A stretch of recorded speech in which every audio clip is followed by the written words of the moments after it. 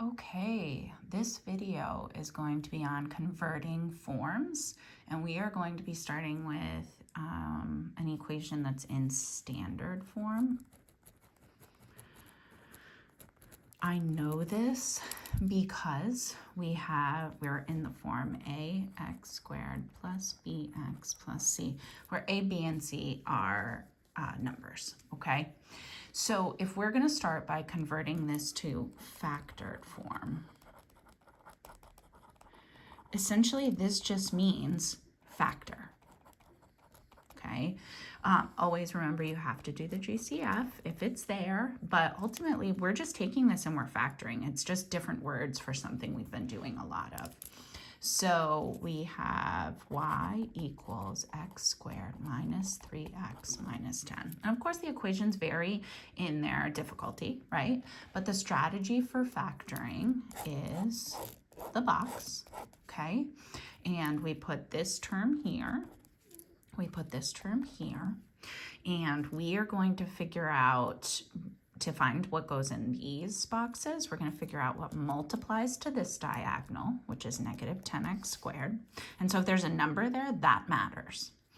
And then we're going to figure out what adds to this number. So in other words, it's what multiplies to negative 10 and what adds to negative 3.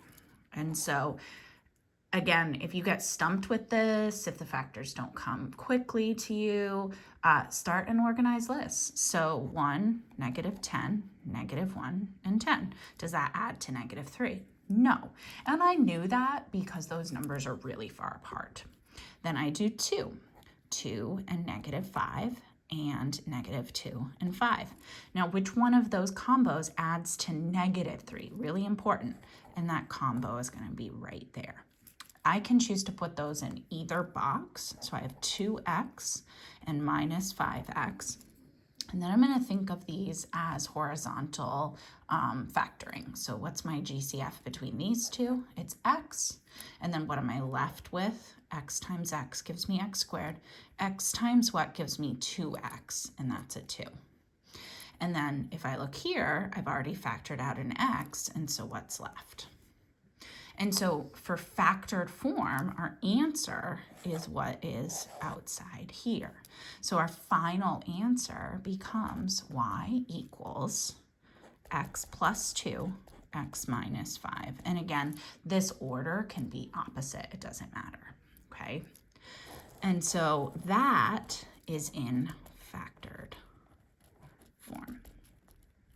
And remember, the really good information from factored form is that we get the intercepts. So what that leads us to is, whether it's a different problem or not, if now we want to do vertex form, so now if the question is vertex form, and again, our original problem was y equals x squared minus 3x minus 10.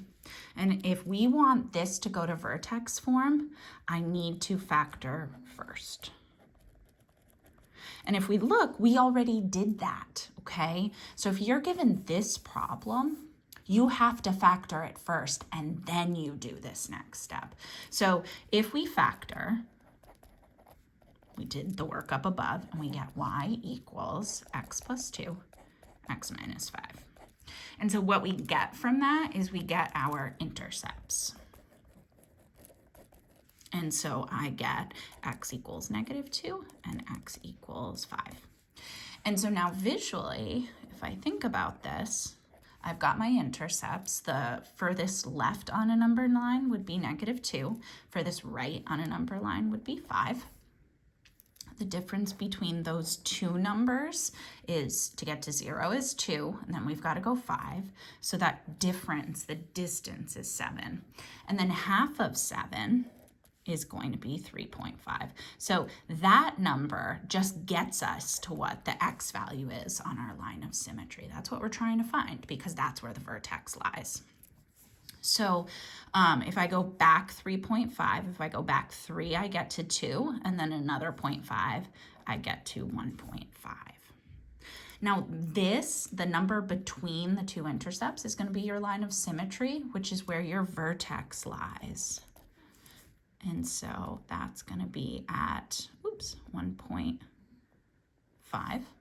But now I need the y value of that because I need my vertex to be able to convert to vertex form, which makes a lot of sense. Okay, so need vertex. Okay, so I'm going to use my x value to calculate my y value. And here's the nice thing. I could use my original equation or I could use my factored equation. I like using the factor just because I think it's a little easier. So we're going to find y by plugging 1.5 into either of these equations. So y equals, because I don't know y, 1.5 plus 2 and 1.5 minus 5. And so y equals 1.5 plus 2 is 3.5. And 1.5 minus 5, let's see, 1.1, if we go 2 minus 5, that's going to be negative 3. But we need a little extra, and so that's negative 3.5. And when we multiply that, we're going to get 3.5 times negative 3.5, and we get negative 12.25. That's the y value of my vertex. So another way to think of this is my h value is my x value of the vertex. And my k value, which I need, is my y value of the vertex. Oops, sorry about that. And then last but not least, my vertex form is y equals a times x minus h squared plus k. Now, if I'm going to start to write my final equation, well, I have a for my original. A is always in front of your original x squared, okay? And so that means a is 1. I can either write it or not. And then x minus h. So we're going to do minus what the h value is, which is 1.5. Don't forget to square it. And then plus our k value,